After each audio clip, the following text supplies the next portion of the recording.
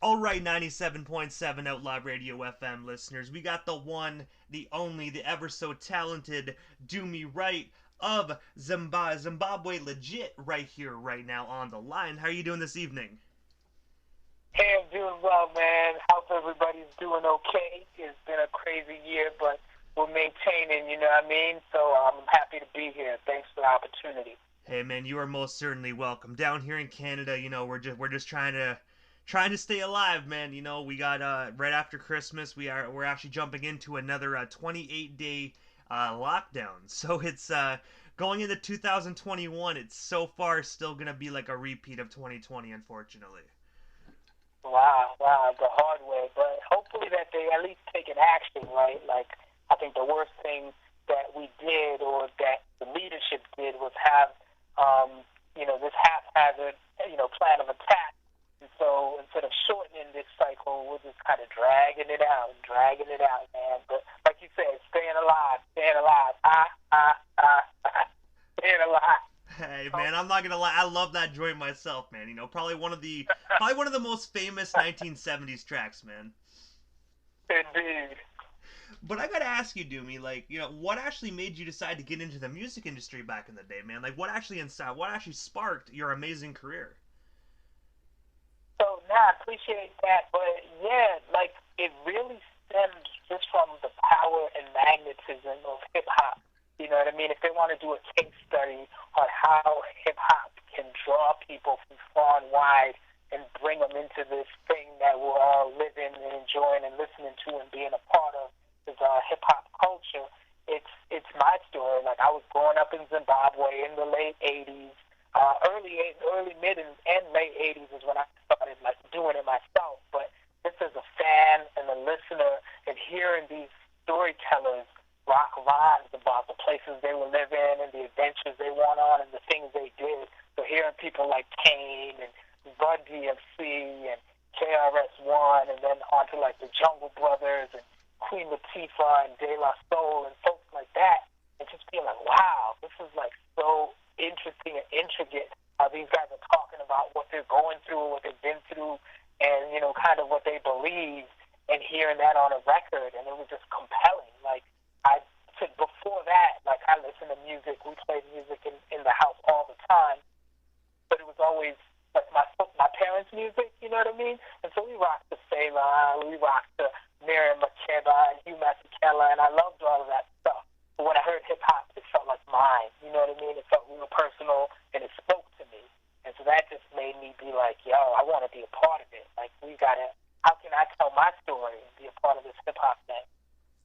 And of course, like as we already know, like Zimbabwe is actually part of Africa. So when you were growing up and listening to like Big Daddy Kane and whatnot, and all these East Coast hip hop artists, was there any Zimbabwe artists during those times before you actually pursued music, or was it just strictly like just the music coming in from overseas? There was like local musicians and traditional musicians, but not hip hop. Definitely not hip hop, and not even really like R&B. Like it was more just like everything that we heard that was in that vein was coming from outside. Like this was early on too in the hip hop life cycle anyway, and so the stuff that we heard was all coming from outside.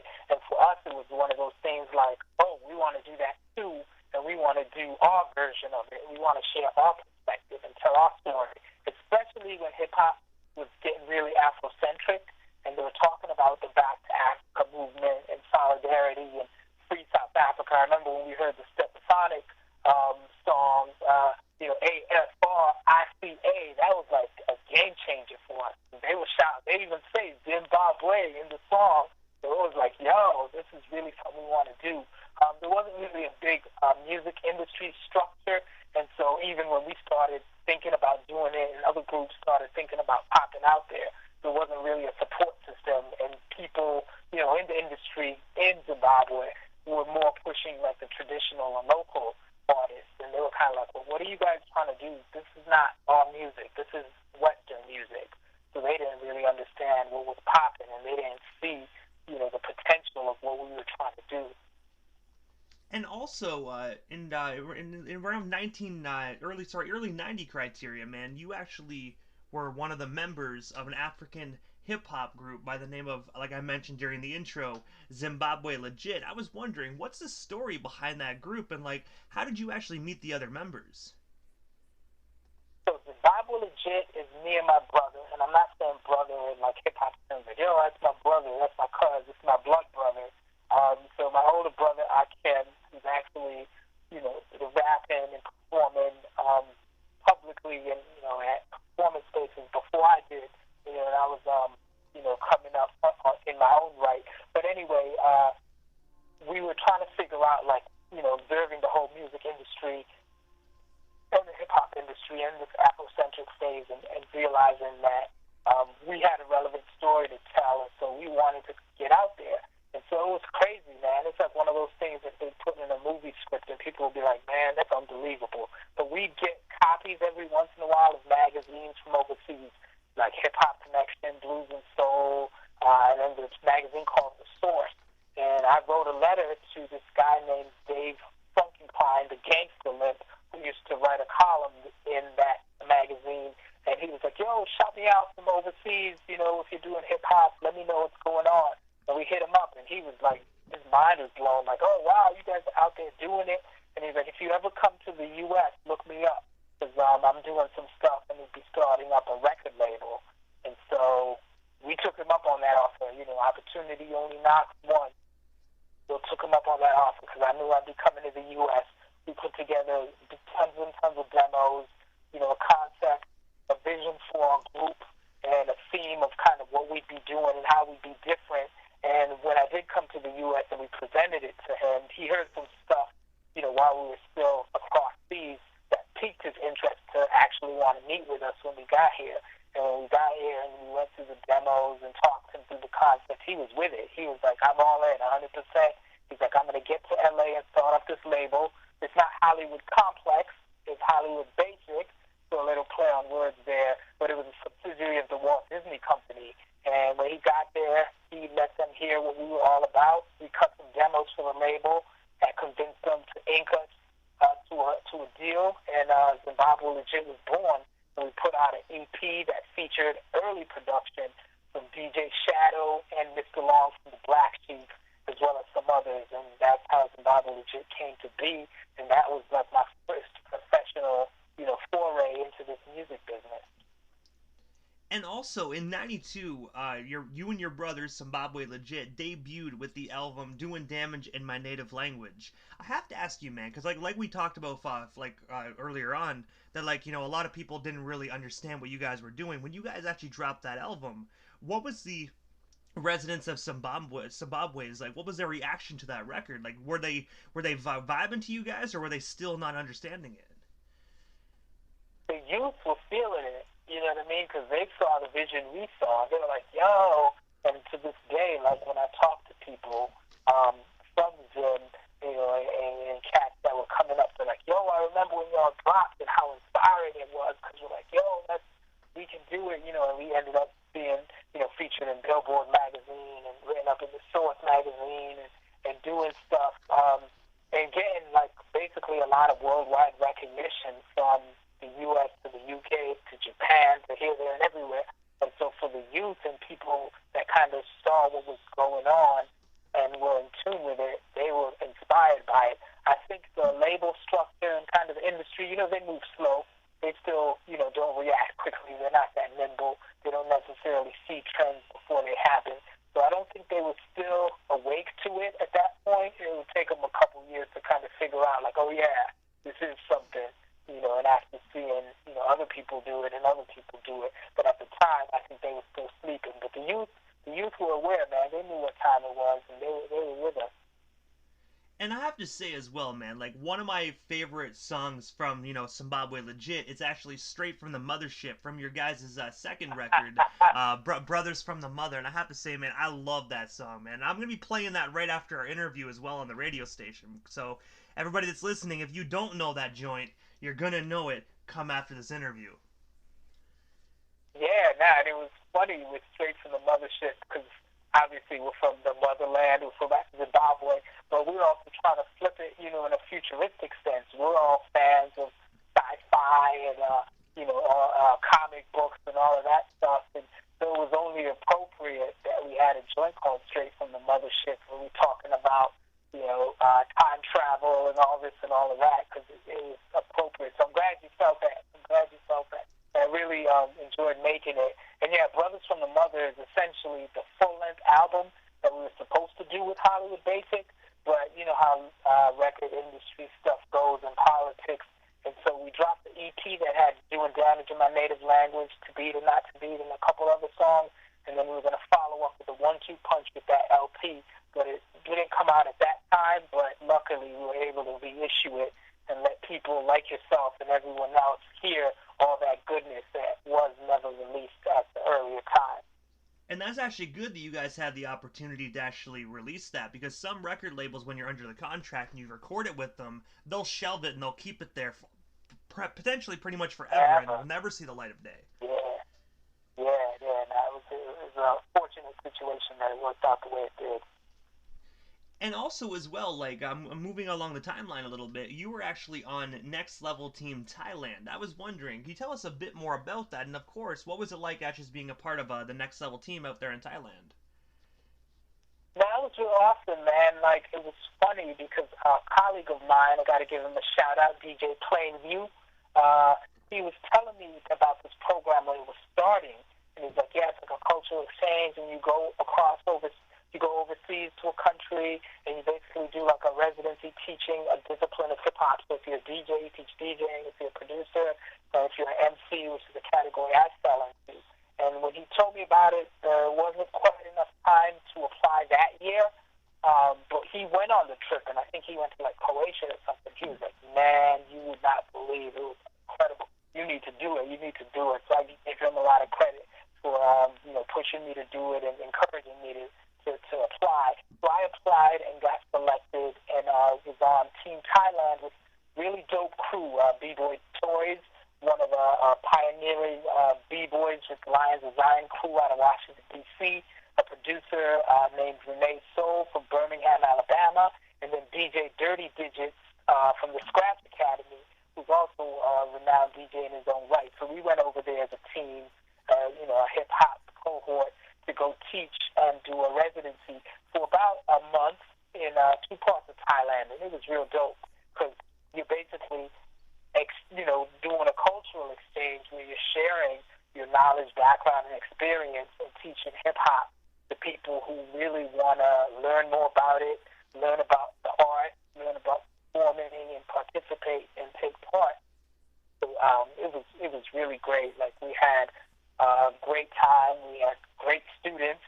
The audiences were super receptive. And we also do, as part of that program, one of the things that they do as part of it is cultural kind of cross-pollination with indigenous or local artists from that country or region that you're in.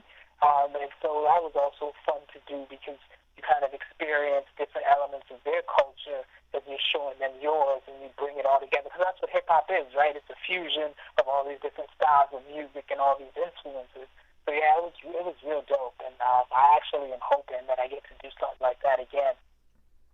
And I gotta say as well, man, people out in the Thailand area, like overseas and whatnot, they are so hip-hop infused, man. Like, they love old school hip-hop, man. Like, I've actually talked to other artists, and when they go over there, it's like they pack out stadiums, arenas, man. They're really infused with the hip-hop culture. Yeah, and I feel like the thing about it, like when you're overseas versus in the U.S., like here we take it for granted. We've got a gazillion radio stations, a lot not like yourselves that play the real and the unique stuff, right? They've got the playlist of the same 10 songs that they're going to rotate, but it's just right there, right? You just, every you can turn on the radio, turn on the TV, and just see it and hear it, like, immediately. And so you kind of get complacent, whereas I think overseas there's a bigger hunger and thirst, for the roots of it, for the traditions, for the origins, the background of it. And so you've got a real receptive and rich audience to check it out. So it's always great being in that situation and present your art in front of audiences and crowds like that. And also, as well, like other than being a performer, you actually served on the board for directors of the nonprofit of Songwriters Association out in Washington. I have to ask you, like, what was it like actually just doing that job? And of course, how did you actually get connected with the Songwriters Association? I think I got connected with Songwriters Association in Washington through like a song contest we had entered that they do made Atlantic. I think it was like the 25th edition, so they've been doing it for. I mean, now it's more than that, but at the time it was like the 25th year of it. So it's a prestigious regional contest that they have going on. And my brother and I had a song that entered and won, and so we went to the award ceremony and performed. And they were like, yeah, would you like to be involved in kind of like coordination and organizing? Because one of their things, too, was to diversify. They wanted to reach out to more of the urban hip-hop, R&B, and other type audiences and expand kind of the base of what they did of their mission. And so, I was all about it. I'm all about building and expanding and growing and connecting communities together.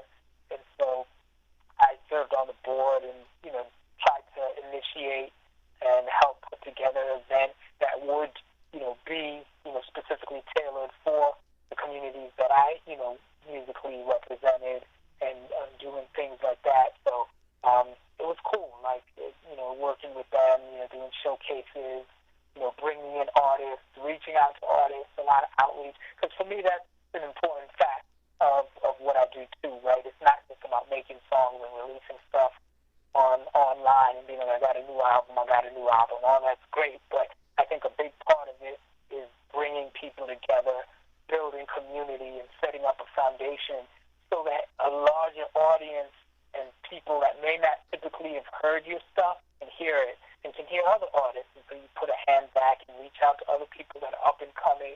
You build with people that are also out there that are established and just kind of keep it moving that way and keep it fluid. And also, aside from, Zimbabwe Legit, you actually are part of another hip hop duo called Alternate Reality. Well, along Seth Boyd, I have to ask you, how did yourself and Seth Boyd get connected? And of course, do you guys have any new future projects coming up?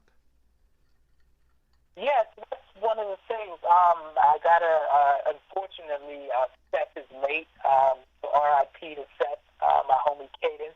But we had connected when we were both on this independent label called Domination Recording.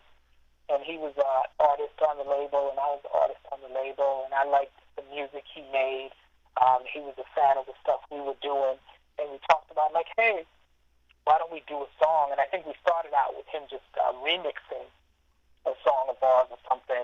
And it's like, oh man, this remix is dope. And it's like, he was like, do you want some beats? And so like he produced a couple of songs, and like, yeah, this is real cool. And we just had like a real cool working relationship. Sometimes as artists, you just get along and click with people, and that's always good to find when you find good people like that. So me and him just kept working and working, and like I hopped on a project he was doing. We hopped on side projects, and we're like, yo, we keep working on stuff so much that we might as well just, get together as a group and rock some stuff. And so that's how Alternate Reality was born. So we did that project we did a vinyl EP and then a CD, and then went on to do some stuff with YZ, the legend hip-hop pioneer YZ, and Mike G from the Jungle Brothers. We formed a collective called The Great Mind. We did a couple things and rocked some shows together and have a song actually called Great Mind that features Seth version he produced and then a remix. So just real good stuff, man. Just trying to stay creative and make music, and also expand yourself creatively. By doing besides just doing the same. Like I'm gonna do a solo project, a solo. It's like it's nice to collaborate with other folks and kind of get into what they're doing and add some different spice and flavor to what you got going on. And also, as well, man, the one song that I really like that you guys actually did together is "Legitimate Raw." "Legitimate Raw," man. I gotta say, that song actually, just by the title, man, is "Legitimate Raw." I had that in the station's rotation for the past 6 months, man. So our listeners most Word up. definitely are getting a taste of "Do Me Right." Word Word up, yeah, and Legitimate Raw, so Zimbabwe Legitimate, and then his group, his original group, before he just started doing solo stuff as Cadence, was called Raw Produce. So like, well, let's combine that and give it to them like they've never seen before, giving you more, consider it Legitimate Raw. So that's how that came about. And also, as well, on October 23rd of 2020, you actually dropped a track titled "This Is My Calling" featuring Nathaniel Starr. I was wondering, what's the inspiration behind that amazing song, and of course, how did yourself and Nathaniel get connected? To answer the last part first, me and Nathaniel got connected through my sound engineer, St. Mike. He's been mixing down and engineering and mastering my music for a long time, ever since probably the House of Stone album might have been the first one he did for us, and maybe even before that. But anyway, real trusted colleague, counterpart, skilled sound engineer, mix engineer, producer in his own right. And I was working on a project, side thing, and I needed a vocalist for this song I was working on. And I told him, I was like, yeah, I'm trying to find a vocalist. And, when I get the vocals, I'll probably want you to mix it. And he's like, oh, I might have somebody. And he put me in touch with Nathaniel Starr, and it was like clockwork. It was like, he knew exactly what I was thinking. We kind of vibed in terms of like what the vision of the song was. I loved what he did on that project. And so the next time I was doing something, I hit him up. Next time I was doing something, I hit him up again. So when I do drop my new album in 2021, he's probably going to be on like 3 or 4 joints, because he's just got that soul flavor, you know what I mean, that I grew up with, that I love, and that sound, and he can just, bring the track home and round it out. So anyway, This Is My Calling. It's kind of one of those songs where I was just chronicling my journey, just as much as we are talking here in this interview. I was like, in rhyme form, why don't I just kind of break down like what it took for me to get here? Like, I've talked about like little bits and pieces in different songs, but I hadn't had a song that was dedicated to just talking about my journey from start, and I'm not going to say the finish, because it's by far not finished. It's still in motion. But just from where I started and kind of what I went through and the ups and downs and how I responded and reacted, and just kind of celebrating a testament that 1992. It was a long time ago, and I'm still here, still kicking, still rocking, and so I wanted to celebrate that, acknowledge that, and it's just a real heartfelt song, kind of, about the ups and downs, you know what I mean? Because it wasn't all roses, there was some thorns along the way. There was some hills and valleys and pitfalls, but every time I survived, I use that as a lesson, because in disguise I realized it might be a blessing, like I say in the song, this is my calling. Still here. And when you said next year you're releasing a brand new record, I know you probably can't let too many cats out of the bag pertaining to your record, but if you can, could you tell our listeners just what do they have in store when this record drops? Like, what can they expect from this up and coming record release? So I'll tell you, I'm gonna give you some clues and some hints. So This Is My Calling was produced by this cat called Soul City, a real dope producer in the D.C. area, Washington, D.C. Area. And so he produced, like, I really love and get inspired by the music he makes. So he's definitely going to have a bunch of tracks on the record, a lot of good tracks. And some of the stuff you've heard as singles is going to show back up on the record. So We Don't Need, with Nathaniel Starr, and the legend Chubb Rock is going to be on there. This Is My Calling will be on there, as well as a whole bunch of other stuff that, like you said, is still a surprise, wrapped under the hat, and I'll let it out when the time is right. So a lot of dope, head-nodding beats, some, uplifting lyrics, but hard, skilled lyrics, kind of talking about a whole bunch of different stuff. There's a collaboration with this sister, Prowess the Testament, that's real dope. It's like a hip-hop anthem, celebrating, positive relationship and interaction, as opposed to like the negative, tear you down battle of a sexist type rap. It's the opposite. It's like to big you up, uplift, and talk about people coming together in a relationship setting. Just a lot of like realness, you know what I mean? That gritty stuff and love from Dumi, right, from Zimbabwe Legit. It's all in there. There's definitely going to be some surprise special guests that are going to like blow people's do have guests, it's like from left field to right field, it's unpredictable. So in the past, like on the House of Stone album, I had Bass there from Cannibal Rock, the Def Juck with Chubb Rock on a joint with me, or Prince Poe from Organized Confusion on a joint with Stickman from Dead Prez. Like, I'm all about the ill collaboration combinations. And then I also have a singing group from Zimbabwe, a traditional singing group, a cappella singing group on there with a song. We're doing a video for it as well. So just a whole lot of different stuff. Like, it's going to be pretty unorthodox, but it's going to be that kind of flavor that people know and love if they're into, like, that head-nodding hip-hop, that inspirational, uplifting, progressive type music. I have to say, it sounds like classic Dumi Right, but at the same time, it sounds like you're creating a brand new masterpiece.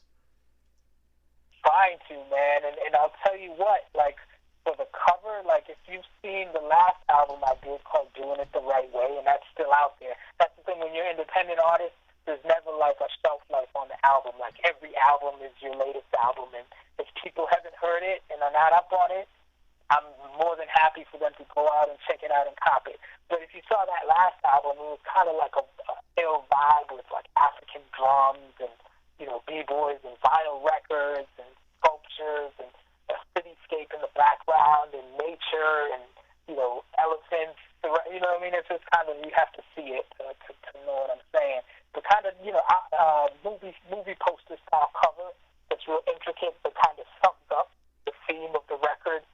And we're going to do the same thing this time out. Like, I'm working with a visual artist from South Africa called Artie, and he's real dope. And we cooked up something super ill, like, that kind of pulls in all those threads and vibes that you're familiar with from a Do Me Right.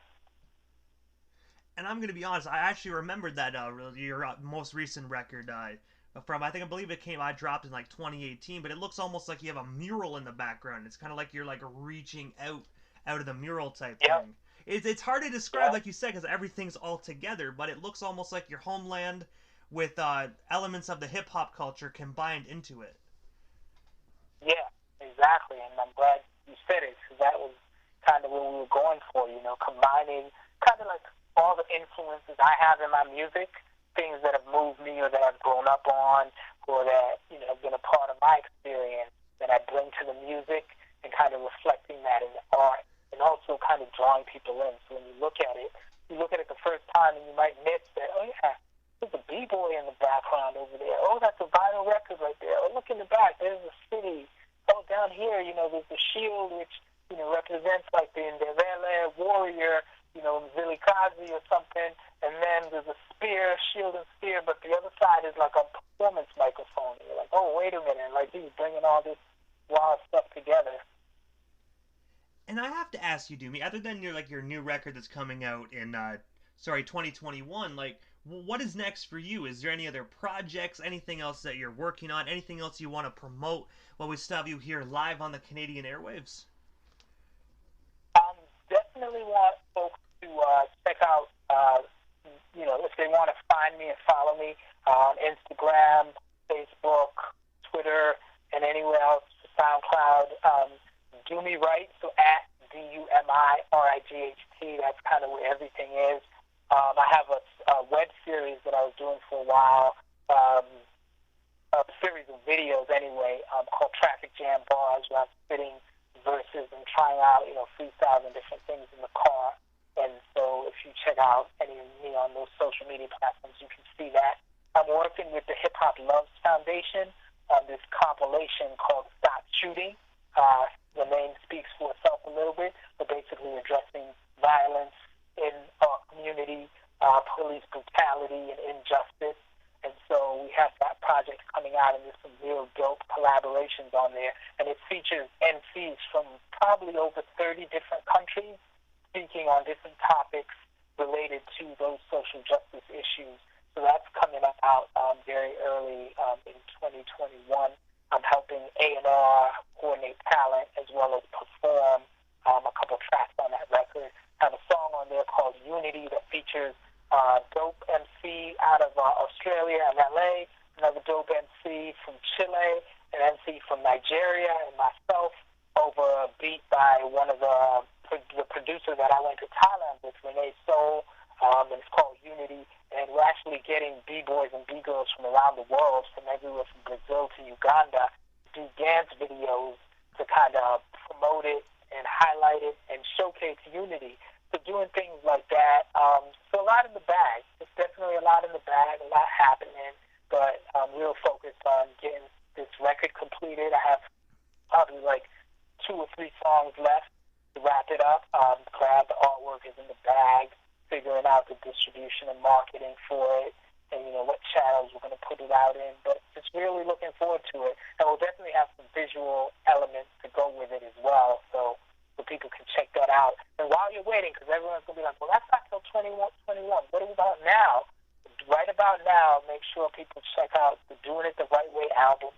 Particularly check out This Is My Calling, and check out We Don't Need, that features Chubb Rock, because that song talks a lot about kind of what we're going through right now with the social injustice and the kind of dearth of leadership.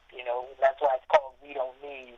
Like, we don't need any more bad leadership. We don't need any more people messing up this pandemic and doing the wrong thing so that we're in a never-ending cycle. Like, what we need is opportunity, advancement, prioritize improvement, plus a lot of, positive change. So that's what we're pushing for, and that's what that song represents. And it's an animated video, so it's real cool, too. I think people get a kick out of seeing that. And you can see it on YouTube under my Dumi channel. And quickly, just jumping back to like that worldwide record, this just popped in my head when you were talking about that. Do you have any plans to bring any Canadian hip hop artists actually on that record? And if so, like, who do you actually have in mind pertaining to Canadian hip hop that you would really like to bring onto that project? There's a couple of folks. Like, every event either done or committed, so. I don't have any names to throw out there like off the top of my head, but there's definitely going to be representation from Canada, I know for a fact, on the record. And if there's folks that are hip-hop artists that are interested in like, oh yeah, that sounds like something I'd like to get down with, we are doing like a volume 2 after this one drops. And there's a bunch of projects in the wings that are coming up that are really cool. And on that project, so the Stop Shooting is going to drop, and then following that is a project called Hip Hop Love, and that will feature some, again, international flavors, collaborations, and kind of combining styles and perspectives of people from different countries. And I have to say, Dumi, first and foremost, right before we wrap things up, man, thank you for just creating amazing music, you know what I mean, since the 90s. You helped give birth to some amazing projects and some real rugged, raw hip-hop, man. So thank you for everything you do, man. And also, most definitely have a happy holidays, man. You know what I mean? It's, even though it's 2020 and the world's not treating us right now, but, hopefully, tomorrow and Christmas Day will be a little better for all of us. Yeah, hopefully, man. And I just want to say again, I appreciate it. Like I said, you having us on, having me on to chop it up. Like, as an independent artist, you can't get enough opportunities, for exposure. Because, you know what I mean? It's a hard grind. There's a lot of music out there. There's a lot for people to sit through. So I always appreciate being able to talk about what we've done, what we're doing, give people a window into what's happening and what they can check out. And hey, if folks are in the holiday mood or trying to get there, like it's a couple of days, like you said, out of the many bags of tricks, I did drop a holiday song called The Best Time of the Year with a producer called Chops that you may have heard and be familiar with. Chops originally in the Mountain Brothers. But me and him got together for this dope song called The Best Time of the Year, talking about holidays, family traditions, food, decorating, just kind of a fun thing that I grew up on, the memories at least, that I remember and that I think a lot of folks can relate to. That's that's out on all digital platforms, Spotify, iTunes, called The Best Time of the Year. It will make my year if people went out and streamed it and downloaded it. So that's out there, and it will, get you in this holiday spirit for sure. You know, because I remember when I first heard Christmas in Harlem, and I was like, yo, it was a dope rap Christmas record. So hopefully this will be added to the archives of dope Christmas music for people to check out annually. Most definitely, I'm gonna have to check that song out after we get off the air. You know what I mean? And I think honestly, man, I've been a fan of yours for a long time, so I really do think that that song will bring us into the Christmas spirit. I actually did not know that you actually created a Christmas joint, so I'm actually surprised. When you were saying that, I actually wrote down the name of the song so I wouldn't forget. So I'm gonna check that out once we actually sign off, man. I'm gonna hopefully get into this Christmas spirit. Word up, word up. That's what it's all about, man. Like, you know, all we got is us, as Onyx famously once said, you know what I mean? So we got to make the most of what we got while we still got it. Because tomorrow's not a guarantee, as we've learned with all the people we've lost this year. Rest in peace to my man from Houdini. You know, I was just thinking about that. You know, everybody's posting on their social media, like how he just passed away at 56. So we definitely got to count our blessings. I most definitely couldn't believe that, though. I thought it was just like a sick joke. I know 2020, you know, isn't a joke, but you know, he was one of the individuals that wore like that Zorro hat. You know what I mean? Like he was the one that really brought that. Everyone knows the Zorro hat, you know. So I gotta say, rest in peace to him, man. Like such a hip hop pioneer, and I'm most definitely, he might be gone, but he's most definitely not forgotten. Yeah, for sure. And we used to rock to their music in Zimbabwe. Like I remember we used to come out at night, One Love, all of that. Like they inspired me coming up. So it's a sad loss, especially so young. I most definitely agree. I actually was telling my wife there earlier today that I actually have an old Houdini record actually like up in our closet space, man. It makes me want to pull that out and pull out a record player and just listen to it. Word, yeah, man. Definitely. But I gotta say, Dumi, thank you so much again for taking the time out of your busy evening, man. Happy holidays, and most definitely enjoy. You know what I mean? What's left of 2020? You know what I mean? Hopefully, it's good. You know, there's no more heartbreak or whatnot. But just thank you so much for taking the time of your busy evening, man. Hopefully, down the line we can make this happen again sometime soon. Sounds good, man. Appreciate it. And keep banging that dope independent music, man. We were counting on you, and we know you got us. So keep it going. Hey, man, most definitely. If you guys keep making it, I'm gonna keep spinning it. I like it. Deal.